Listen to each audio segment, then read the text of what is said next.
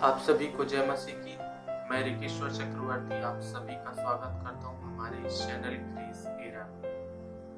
मैं आपके लिए बाइबल में से एक वचन पढ़ लूंगा जो कि पाया जाता है पहले राजा की किताब में 19वां अध्याय के दूसरे वचन से।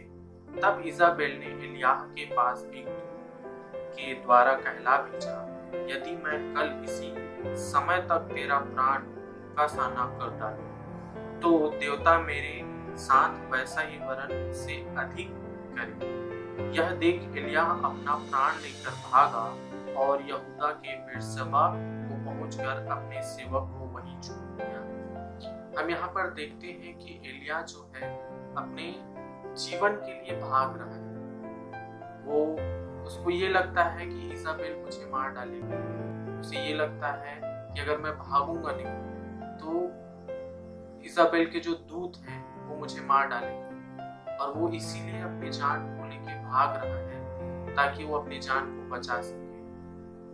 और जब हम उसे आगे पढ़ते हैं तब हम देखते हैं कि चौथे पद से हम जब पढ़ते हैं तो देखते हैं, परंतु वह स्वयं जंगल में एक दिन के मार्ग पर जाकर झाऊ के पेड़ के तले बैठ गया। वहां उसने यह कहकर अपनी मृत्यु मांगी, हे यहोवा, बस अब मेरा प्राण ले ले, क्योंकि मैं अपने पुरखाओं से अच्छा नहीं। अब आप देख सकते हैं एलिय्याह को ये लगता है कि अगर वो भागेगा नहीं तो मर जाएगा। एलिय्याह को ये लगता है कि अगर वो वहीं रहा तो मार दिया जाएगा। मगर एलिय्याह एक बात भूल गया जो परमेश्वर ने उसके साथ की थी। जब वो पहले के समय में, जब हम पिछले अध्यायों में जब हम पढ़ते हैं तो हम देखते हैं कि जब एलिय्याह ने प्रार्थना की तो परमेश्वर ने आग से उत्तर दिया और लोगों के सामने में, सारे इस्राएल के सामने में बताया कि हाँ वही एक परमेश्वर है। ये बताया कि हाँ मैं एलिय्याह के साथ हूँ। और यहाँ पर हम देख सकते हैं कि एलिय्याह अपनी जान के लिए भाग रहा है। जब हम पीछे के वर्सेस में पढ़ते हैं, जब हम पीछे के अध्याय में पढ़ते हैं तो देखते हैं कि कैसे परमेश्वर ने उसे एक विधवा के घर से, जहाँ पे रोटी खाने के लिए आटा नहीं था, तेल खत्म होने वाला था, उस जगह में परमेश्वर ने उन्हें खाना खिलाया ताकि वो परमेश्वर के राज्य के लिए कार्य कर सके। और परमेश्वर ने उसे ठहराया ताकि वो परमेश्वर की बातों को, परमेश्वर के वचनों को उस राजा तक पहुंचा सके, उनके लोगों तक पहुंचा सके। लेकिन एलिय्याह उस सिचुएशन से इतना डिस्करेज हो गया, इतना परेशान हो गया कि वो अपनी मृत्यु तक मांगने लगा। ऐसे ही हमारे जीवनों में होता है, जब कुछ कार्य नहीं हो पाता है या कोई इल्जाम लगा देता है, कोई ये कह देता है कि तुम गलत हो, जब कोई ये कह देता है कि नहीं ऐसा नहीं है, तुमने ऐसा क्यों किया। कई बार हम सोचते हैं कि काश मैं ऐसा नहीं करता तो वो जीवित होता, काश मैं ऐसा नहीं करता तो मेरा ये काम सही हो जाता। और हम अपने आप को उस डिस्करेजमेंट में लेके चले जाते हैं, उस अथाह निराशा में जाने लगते हैं जो जिसमें परमेश्वर हमें जाने के लिए ही नहीं कहता, जबकि वो हमारे संग और साथ रहता है। ऐसे ही एक बात है जो मुझे याद आती है, जब यीशु मसीह ने अपने चेलों से कहा कि आओ हम पार चलें, लेकिन जब वो बीच झील में थे तो बड़ी लहरें उठी, बड़ी आंधी आई और उनके चेले जो है हताश हो गए, डिस्करेज हो गए कि हे प्रभु, हम देखिए हम मरने पर हैं। लेकिन यीशु मसीह ने उठकर उस आंधी को डांटा, उस तूफान को शांत कर दिया। और हम देखते हैं कि वहां पे शांति, बहुत बड़ी शांति से वो पूरी झील, वो पूरी नाव बनी। और ठीक यही चीज हम देखते हैं जब एलिय्याह भाग रहा था, जब ये सोच रहा था कि मैं मर गया, मुझे मार डालना करके प्रार्थना कर रहा था, तब हम देखते हैं ठीक 19वें ही अध्याय के उसके 5वें और 6वें वचन में कि एक स्वर्गदूत को परमेश्वर ने भेजा और भोजन उसको दे सके। और हम आगे पढ़ सकते हैं कि उसका दूत आया और उसे कहता है कि उठ और खा।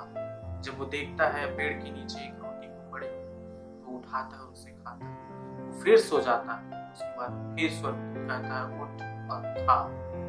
तो हम यहाँ पे देख सकते हैं कि परमेश्वर कैसे, जब एलिय्याह पुराने समय में जब वो कार्य करता था तो जितने भी चमत्कार करता था, परमेश्वर उसके कामों में आशीष देता था, उसके द्वारा चमत्कार पे चमत्कार होता था। और वो कभी नहीं डरा, कभी नहीं भागा, कभी डिस्करेजमेंट नहीं हुआ। लेकिन जब उसकी लाइफ में डिस्करेजमेंट आई, जब उसको ये लगा कि आज मैं मर जाऊंगा, जब किसी ने उसे कहा कि आज तुझे मैं मार डालूंगी, और वो भागा, वो ये सोचने लगा कि कैसे करके मैं बचूं, और वो भागने लगा। जब वो सारी परमेश्वर की सारी बातों को, सारी चमत्कारों को, सारे चिन्हों को, उसके सामर्थ्य को वो भूल गया कि परमेश्वर कैसे सहायता करता है। लेकिन परमेश्वर ने उसके निराशा के समय में, उसके डिस्करेजमेंट के पॉइंट में भी परमेश्वर ने अपने दूत को भेजा ताकि वो उसको खाना खिला सके। हमारा परमेश्वर इतना प्रेमी परमेश्वर है, जो जब हम अपने पीक में होते हैं, जब हम अपने ऐसे समय में होते हैं कि हम सोचते हैं कि हम बहुत कुछ करने वाले हैं, बहुत कुछ कर सकते हैं, लेकिन जब हमारी लाइफ टर्न होती है और जब हम निराशा में पड़ते हैं, जब हम डिस्करेजमेंट में जाते हैं, जब हमारे दिमाग में ये आ जाता है कि नहीं, मैं ये नहीं कर सकता, नहीं, मुझे तो मर जाना चाहिए, नहीं, मुझे तो मैं क्यों जीवित हूँ इस जगत में, जब हम ऐसा सोचने लगते हैं, तो याद रखिए कि खुद परमपिता परमेश्वर आपके संग और साथ है। क्योंकि हम जब देखते हैं कि परमेश्वर ने, यीशु मसीह ने खुद कहा कि जब वो स्वर्ग की ओर उठा लिए जा रहे थे, तो उन्होंने कहा कि मैं जाता हूँ, पर तुम्हारे लिए एक सहायक भेजूंगा। उन्होंने कहा कि जगत के अंत तक मैं तुम्हारे संग हूँ। सोचिए, परमेश्वर आपके संग और साथ है। और मैं ये कहूंगा कि उठ और खा, उठ और खा। हाँ मेरे भाइयों और बहनों, उठिए और इस डिस्करेजमेंट के समय में अपने परमेश्वर के दिए हुए जीवित वचन को खाइए। उनके दिए हुए जीवित वचन के द्वारा अपने आत्मिक शरीर को भर लीजिए, ताकि परमेश्वर आपके हृदयों में अपने उस विश्वास को, अपने उस प्रेम को भर सके। तो आज के दिन में मैं आपको इंकरेज करना चाहूंगा, तो आज के दिन में मैं आपको कहना चाहूंगा कि परमेश्वर आपके संग और साथ है। आपकी निराशा में, आपके हतोत्साहना में परमेश्वर आपके साथ है। परमेश्वर के दूतों ने आपको घेरा, क्योंकि मैं ऐसा नहीं करता, परंतु वचन ऐसा कहता है। उन्हें हमारी सेवा टहल करने के लिए अपने दूतों को दिया। परमेश्वर आपके संग और साथ। आप अपने किसी के कह देने से आप अपने आप को निरुत्साहित मत करिए। किसी के कुछ भी बोल देने से या आपके दिमाग में शैतान के द्वारा इस बात को डालने से कि आप इस योग्य नहीं कि उस चीज को पा सके, आप अपने आप को निरुत्साहित मत करिए। परंतु परमेश्वर जिसने आपके लिए, हमारे लिए अपनी जान को दी, ताकि हम जयवंत से भी बढ़कर हो सके, कि जिसने अपने प्राण तक को नहीं छोड़ा कि वो हमारे लिए ना दे, हमारे लिए क्या कुछ नहीं करेगा। हाँ मेरे दोस्तों, हमेशा उत्साहित रहिए, अपने समय निकालिए, परमेश्वर की संगति करिए, वचनों को पढ़िए और उत्साहित होइए। मैं आज आपसे फिर कहूंगा, उठिए, खाइए और परमेश्वर के संग, और उस निराशा के द्वारा जिसे शैतान आपको पकड़ना चाहता है, जिसे ये दुनिया आपको पकड़ना चाहती है, उसे छोड़कर परमेश्वर की उस अनंत शांति में, परमेश्वर की उस अनंत प्रेम में शामिल कीजिए। परमेश्वर आप सभी को इस वचन के द्वारा आशीषित करे। प्रभु यीशु मसीह के नाम से आप सभी को जय।